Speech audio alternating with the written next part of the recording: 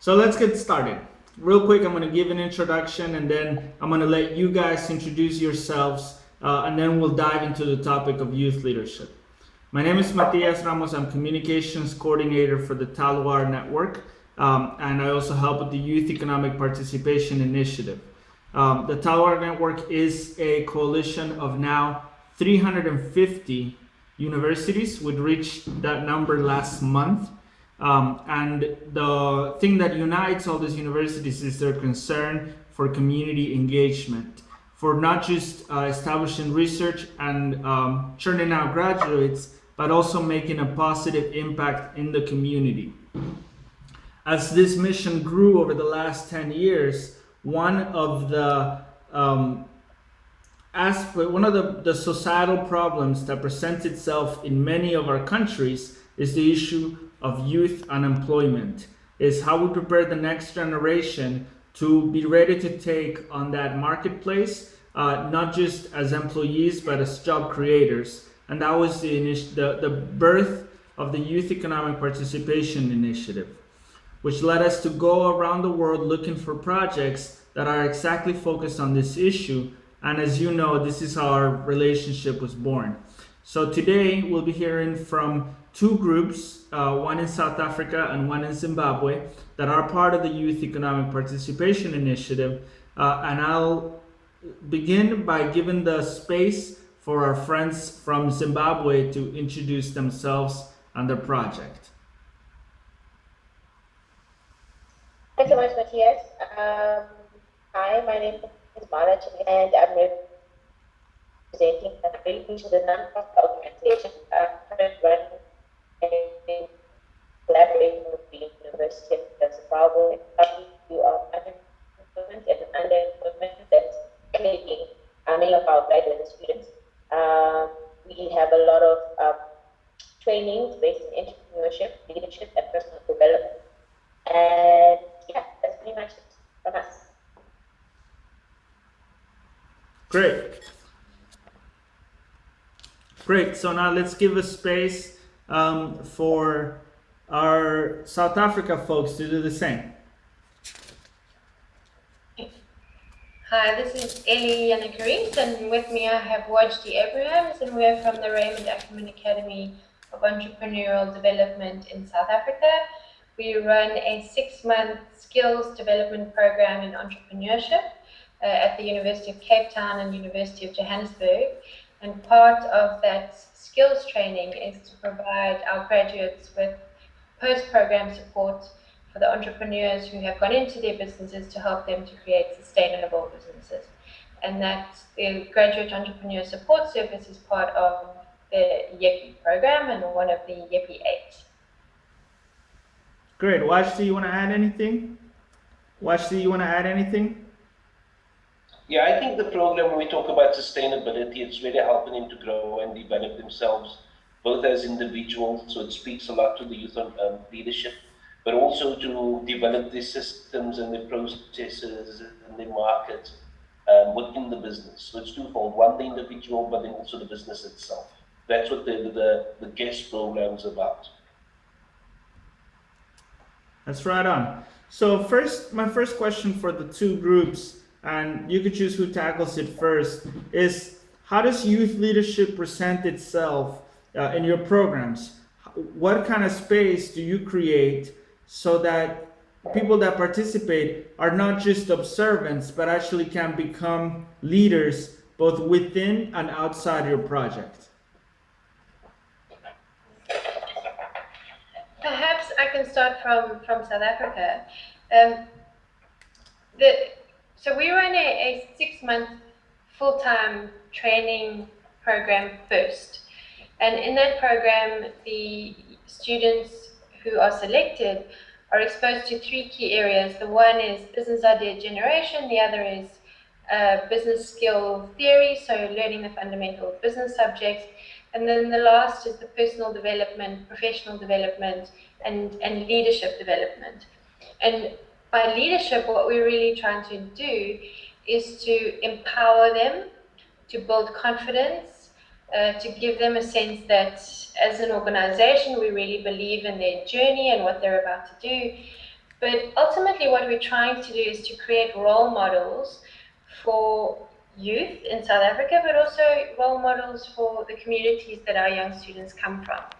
And it's through the attention that the students experience while they're here on the program, and also being exposed to other role models from graduates, alumni, other people who've come through the program, who've started their own businesses or gone in to do various other community projects, that they then aspire to be role models too, and then get a kind of what does leadership really mean?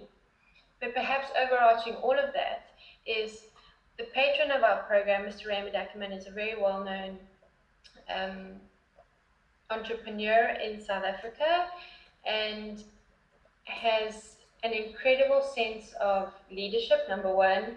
He's incredibly humble, he's incredibly wise, and he really talks the talk, and in things like integrity and values are incredibly important to him. So it's the combination of bringing through the leadership skills and the example of Mr. Ackerman as an entrepreneur, a well-established elder entrepreneur, and how his values can still be applied amongst young people, as well as then the role models and the graduates of the program who've gone before them, and to teach from their point of view how they can be role models going forward into their community. So I think leadership starts from a point of empowering young people and inspiring them to go out and to be leaders, not only for themselves, but for other community leaders too, but to take on principles such as integrity, commitment, perseverance, resilience, trust.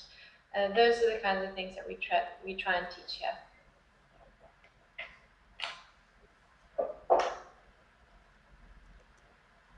What would you add, Marla, as far as how do you encourage your participants to also be leaders? As a starting point, I think for us, the main focus is to define what leadership is, because it's defined, and it becomes something that's very difficult for students to fully engage in. So, as the starting point, we define leadership, and at the heart of leadership, service leadership. The idea that it's not about what you can get, but it's also about what you can give. Students are empowered the knowledge of what they themselves have to offer, and that kicks off an ability to take initiative in the rolling out of extracurricular activities. Students feel like they have a voice, and once they have a voice, they take on, and it's increasingly easier for them to play a fundamental role in the development of the program and in the development of the university and the spacing out of the community as a whole. And one of the integral things that we've seen so far is initiative from the students themselves that have come through the program of studying in the association, and the alumni association has taken on the responsibility of recruiting and planning team building activities and leadership exercises. They've also started mentoring the students that are currently in the program, which is something that we found very profound, that we didn't expect that from a 3-month program, students would come and take initiative to continue to sustain the program in such a way. That sounds great. I think I see some parallels in the example that you guys are providing. For example, Elli, you spoke about, you mentioned a couple times, students becoming leaders not only for themselves, for their communities they come from. And Marla, you spoke about a special type of leadership development that's not just about getting prominence, but about becoming a service leader, using service leadership in the community. But if somebody were to ask you, take a look at the last year and tell me about a particular project where these leadership skills are exemplified, who of your graduates, of your participants, would you point out to and say, this is what a leader from our program looks like? Who would be that example for you? Choose one. It's a good thing to have, for it to be a difficult choice, obviously. Yeah, yeah. Yeah. I'm actually going to talk about 3 different kinds of leaders. So I want to go through to the entrepreneurs who have actually decided to start a business or to continue in their businesses, and who are part of the graduate program, who are really trying to make their businesses sustainable. And I think as a young entrepreneur, that takes a lot of guts, it takes a lot of courage, it takes a lot of grit, and it takes a lot of determination. And every single one of them, through their respective businesses, is doing something that shows leadership qualities, not only to the staff who are working with them, but also to other young people who can see, well, through doing things the right way, and when I say the right way, using the kinds of leadership skills that we've taught them on this program, they're able then to grow and develop their business. So that's one example of leadership and entrepreneurship. Another example of leadership is we have a young student who's actually continuing her studies, but while doing that has set up her own non-profit organization that is getting other young volunteers to get involved in a variety of other communities, from soup kitchens to clothing drives, to raising funds for disabled children, and this is all youth run. So it's her and her colleagues and her peers, and they're just growing their volunteer base through. In this certain aspect, the leadership quality was really about taking action first of all and doing something that would make a difference. Perseverance, because they've continued to grow it and haven't given it up, but also just through showing examples of how young people are still capable of making a difference, irrespective of the networks and the net kind of resources they have. They were still able to mobilize a whole movement of people to back them and to make quite a significant difference. And then the third aspect I wanted to talk about in terms of leadership success is we have a lot of young people who've gone into workplaces who, through their professionalism, through their integrity, through their hard work, through not being afraid to get their hands dirty, have established reputations and have actually been, people have headhunted them and have employed them post this program because they show the kind of leadership skill that they perhaps aren't seeing in other young people across the country. Because mostly through just a sense of I'm prepared to work hard, and this sense of trust and integrity, which is something we really try and instill. So I think there's leadership in the workplace, leadership in community organizations, and then leadership as an entrepreneur in your own business to your staff and your fellow kind of peers and community.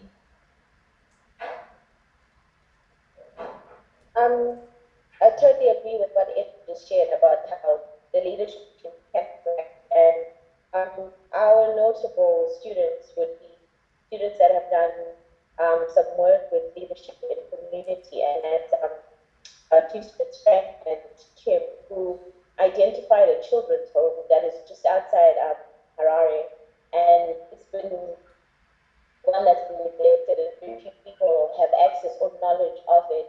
So they took initiative, identified the children's home, and came up with the needs that these children had. And while they tried to raise financial resource to give to this children's home, they failed to.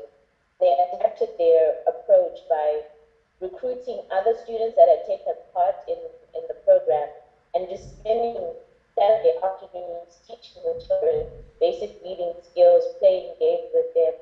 And I think that showed a lot of initiative and this excellent part that we've been talking about in the program. Yeah. Great. Thanks for all those examples.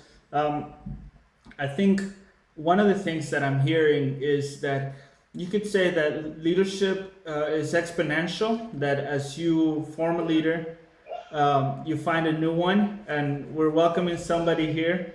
Hi, Phil. Is that Phil? Hey, How are you? How has it, man? pretty good. I finally got connected. Sorry for coming in late. I was having technical issues. We all were today. We all were, but it's the first time we're doing this, so it's expected. Yeah, that's right. That's Do, right. Yeah, thanks for having us. Thanks for hosting us. I'm gonna ask you to introduce yourself and also put you on the spotlight a little bit. Could you tell us your name, your role, and also one quick definition that you would have of a youth leader? Okay, and what's the last question? How would you define a young leader? Okay. All right, so my name is Mlanda, and I work as the program manager for paNhari. And basically, my roles are just to make sure that we have enough facilitators running the program, and that the students, especially on the mentorship component, that they're getting as much help as they can to develop themselves. And then I think as far as leadership is concerned, I would say the one main factor that we identify first is the desire to lead. Like if somebody is willing to learn, because we believe that the leadership brand is something that you develop over time. So we have a few initiatives that we give to students, and then we try to see who it is that is willing to take in feedback and develop themselves. So just that desire to be able to lead and take feedback and be reflective on one's progress. I think that's how I would define leader. It's great, and your definition actually is a good segue into what was going to be my next question. You say, a lot of it, of what you just said, talks about the ability of a leader to be open to learning and to making progress as different stages of a project go through. So the question for the group is, how do you teach a leader to deal with setbacks? Whenever a leader feels like they failed on a certain step, how do you make them to maximize that opportunity for the good?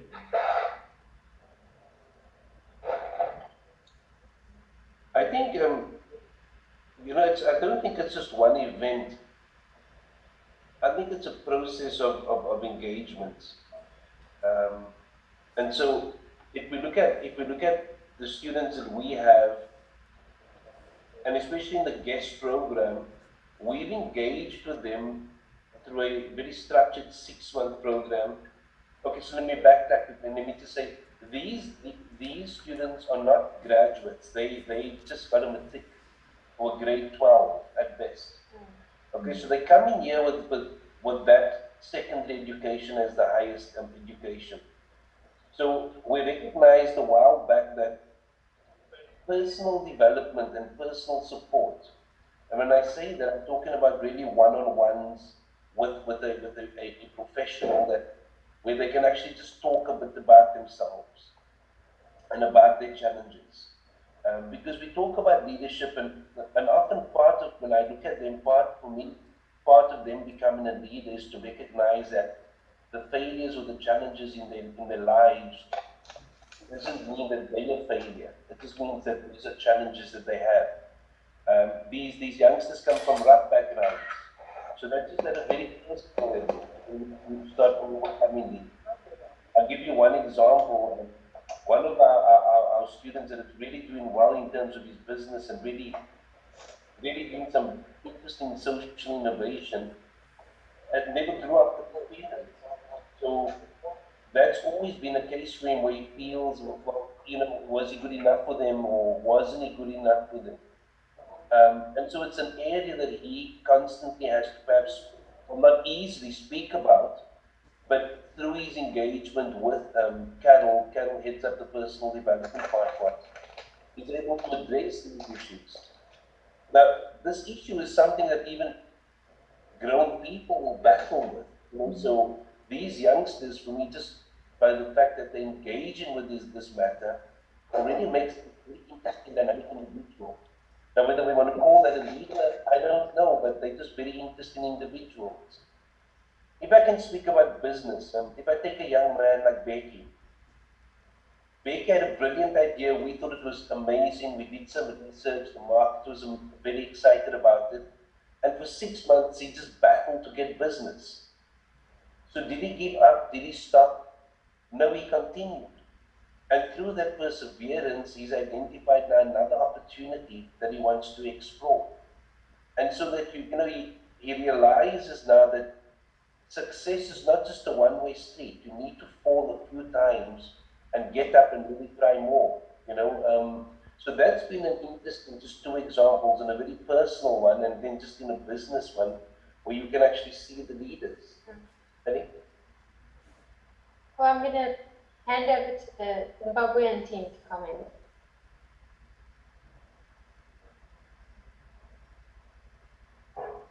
Okay, sorry, Marla and Donna, you guys there? Do you want me to take this one, or? You can take this one. Okay, yeah, I would just say, kind of,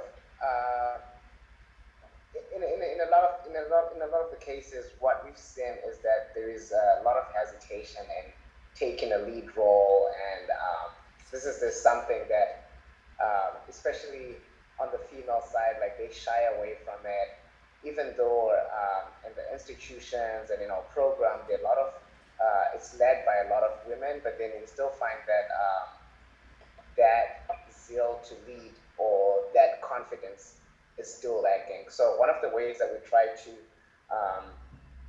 enhance leadership, or like to how we try to foster that spirit of leadership, is by bringing in lots of different people that these students can relate to. So this comes in, so this whole group would be from the alumni, people that just graduated from our program, and up to that also mentorship before, and on to the next stage in their lives. Like these people come in and they have stories that other aspiring leaders can relate to. We also bring in some captains of industry from like maybe corporate women who are in leadership positions, that just come in and discuss their story to where they are now and like what they're aspiring to be. So, and I found that, like just linking students to people, to role models who have similar stories, who come from the same backgrounds, who battle with the same challenges that these students are facing. It seems to help a lot of these students. So I think that's one model that we kind of found working for us. That's great. It seems that we are, or you guys rather, are developing not just leaders, but leaders with a conscience and with a vision of how they could also, in their entrepreneurial process, aid the community around them. So now, we'll be wrapping up in just a few minutes. I wanted to open up this space to see if you had questions that you would pose to the other group or to me even about the leadership process. Are there questions that you'd have to shape the conversation?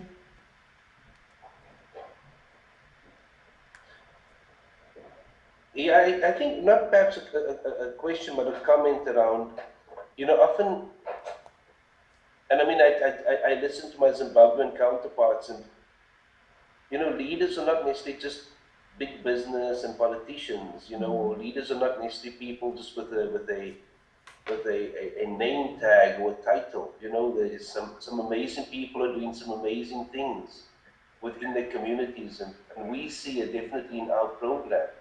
We see dealing with some of our young entrepreneurs going into the community, dealing with some community leaders there, and the lady's just an ordinary woman, but she's leading an amazing cause, really inspiring people.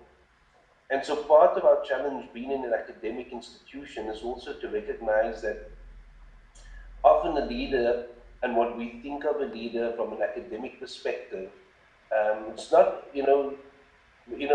often people would have one sort of view on it. But when you go out and you engage communities, you'll seek and you'll find leaders that don't necessarily fit those boxes, and yet they're amazing, inspirational individuals. And for me, that has always been the interesting one of balancing those two.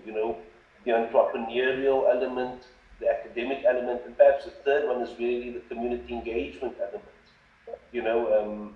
Because again, when you speak to those individuals in the community, they don't see themselves as leaders. They turn around and they point at the professors and say, and the professors and the guys that run the universities and say, well, you the leaders, government's the leaders. They seem to want to have a title, and they think that would make them a leader, to be highly educated. So this notion of what's a leader and what our thinking is of a leader is quite an interesting one. Yes, it's really true what Wajdi just shared, that oftentimes it's someone who holds a prestigious position regarding to being a leader. And it becomes increasingly difficult for those that are doing great things and leading in a seemingly small communities to sort of call themselves as leaders. So I suppose my question or our question from the Zimbabwean front would be, how is it that we can fully empower people to accept and acknowledge that leadership is not on the basis of a title or on the basis of status, but it's on the basis of your ability to influence. I'm sure it's a mindset and it's a paradigm that many have adopted, maybe in the African context, or I don't know whether it spreads across the board. But I think one of our main points or questions or things that we would like to find out from other participants is, how is it that we can empower our young people to acknowledge the fact that they are leaders in their own right, regardless of whether they are part of the Student Representative Council or they're the chairperson of a society or a club. That's not what defines them to be a leader. It's their ability to influence, even if it's just 5 people. Those 5 people can make traction and make a difference. So I don't know how we can continue to encourage our young people to take ownership of their ideas and their communities, and to just be able to run with whatever vision and dream and aspiration they have, because ultimately I think that's the only way that we can have some sustainable change and development, is if each person can take ownership of something and start to run with it. I could make a comment on this topic. Your question, the way you framed it, Marla, took me back to a training that I had the opportunity to be a part of about 7 years ago with an organization here in the United States called Public Allies. And the curriculum that they instilled in me and the other participants is one that I've carried for years. Their slogan was "Everybody leads," and in it they describe 4 types of leaders that are very different from each other.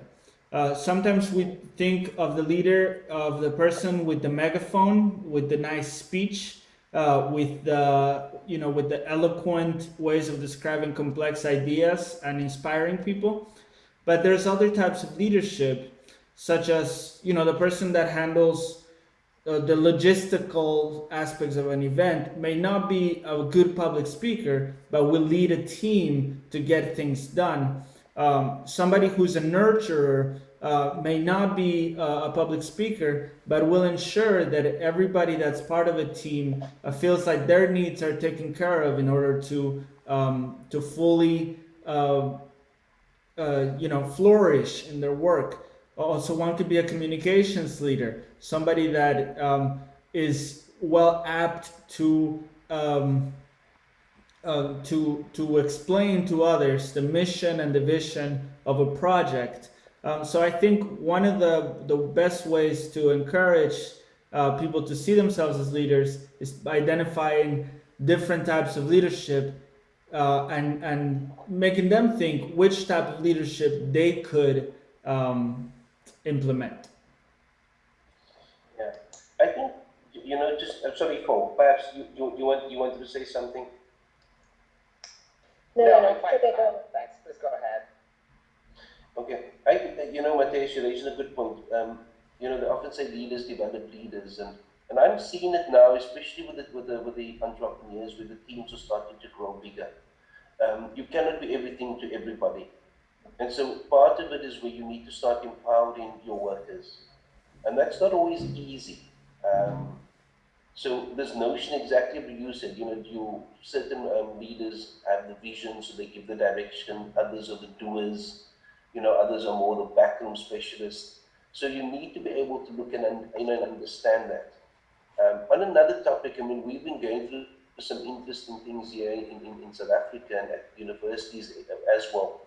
So you realize that as communities engage, as we engage with communities, communities are engaging with us. I'm sure you've seen in the newspapers around it that our leadership as UCT has really had to look at how they lead. And we're blessed that we've got some amazing leaders here. They really had to engage with students. And I mean, really, like in robust debates around this whole notion of, the roads must fall campaign. And that's not only been with UCT, but across universities in South Africa. So we're seeing that, and leadership is not a destination. It's a continuous journey, and yes, it's youth leadership, but I think it's all leadership that is being challenged. So, and also your style of leadership needs to really adapt, given the environment that you're in. If I look at Elli and myself, the program is growing, and we're needing to do things differently. So I cannot think about what worked last year. I need to, as a leader now, realize that I need to start doing things a bit differently, given the challenges that I'm faced with. So that for me, this dynamic nature of leadership is also very interesting. And possibly we're not doing enough, and we can do more as a group to start sharing tools of how do we track, what types of leadership within you comes to the fore given the environment that you're in, or given the change in environment that you have to deal with, just as a thought.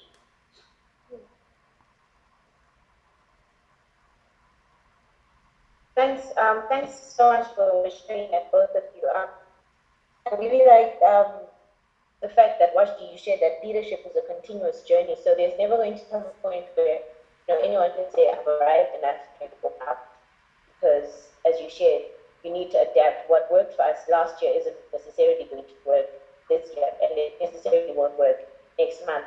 And this is something that we also need to start encouraging our students and our participants to take cognizance of, that, style of leadership changes, leadership nature changes as the environment grows, as you yourself grow, and just also that essence of not being an island in terms of being a leader, not trying to hoard all the power and try to do all things by yourself, but acknowledging the fact that there are those that have abilities to do things in various areas that you can't, and allowing them to lead in those areas. Thanks so much. That's great feedback. Thanks, guys. I think we have a lot from here to reflect on, of how we form adaptive leaders, leaders that constantly create a new mission, that are not isolated and that inspire others. That leadership expands, and it's almost viral. As you create leaders, they create leaders. So I just want to wrap up by saying thank you. As you know, this is going to be our first chat for TN Connects, as far as bringing different groups from the Youth Economic Participation Initiative to engage in these conversations. We also have groups in Chile, Mexico, Burkina Faso, Rwanda, Pakistan, and Malaysia. So we'll be including them in the future. Any last wrap-up thoughts from the two groups? No, I think let's continue it. It's brilliant, guys. Thank you very much. Enjoyed it, really. Let's continue. Let's do more of it. Yeah, thanks a lot. Thank you so much for setting this up. This was a great conversation. Again, sorry for coming in late. And also, my phone data is kind of low, so that's why I couldn't really have my video on the whole time. That's a This good. was a great conversation. Would love to do it again. Thank you. Okay, thank you very much, and we'll see you again on TN Connects. Bye bye, guys. Right. Bye. See you.